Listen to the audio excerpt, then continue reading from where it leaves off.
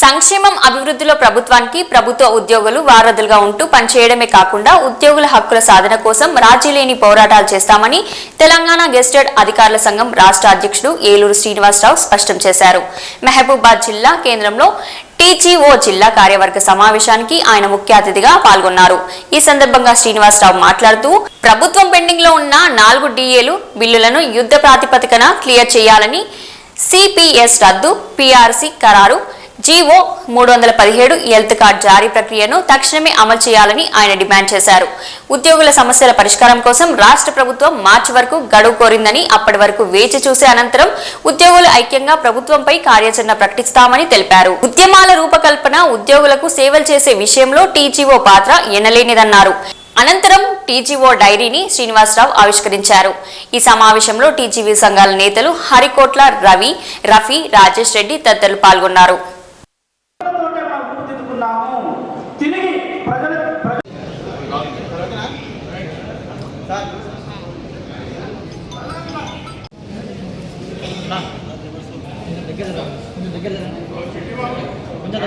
గొప్ప తాత్వికతను టీజీఓకు అందించిన వ్యక్తి ఓ మేధశిఖరం ఏలూరు సీనన్న.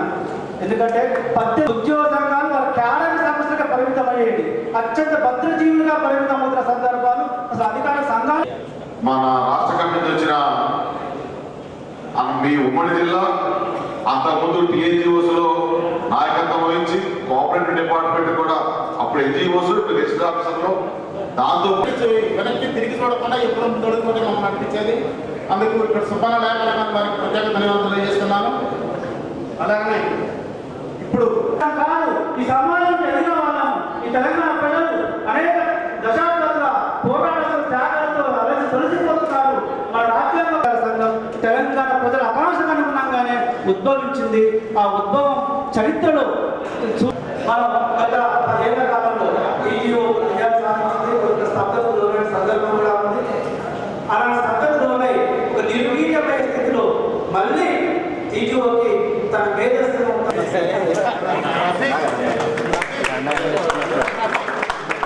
మెమంటో అయ్యండి.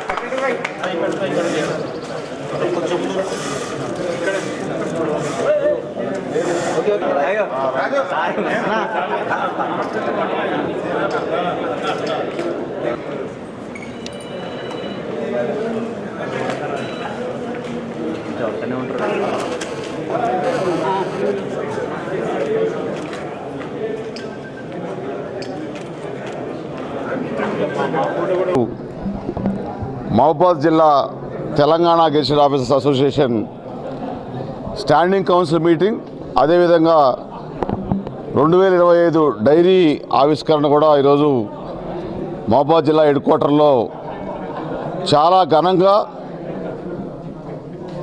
ఎంసీసీ కోడ్కి ఎక్కడా ఇబ్బంది లేకుండా అధికారులుగా ఎటువంటి ఉల్లంఘనలు జరగకుండా ఈరోజు నిర్వహించుకోవడం జరిగింది.